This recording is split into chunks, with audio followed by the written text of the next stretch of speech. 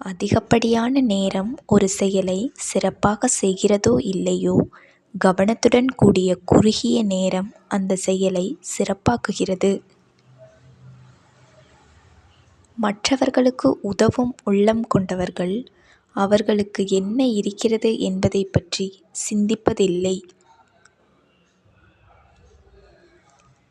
சரியான பாதை நாம் நிதானத்துடன் செயல்படும் போதுதான் தென்படுகிறது. அறியாதவற்றையும் அறிய உதவுவது நம்முடைய பணிவான செயல்முறைதான்.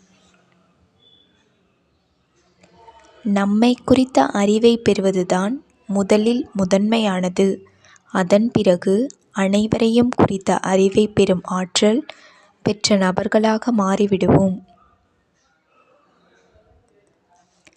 தயாராக இருக்கும் வேளையில் அனைத்து விதமான வாய்ப்புகளும் கண்களுக்கு புலப்படும்.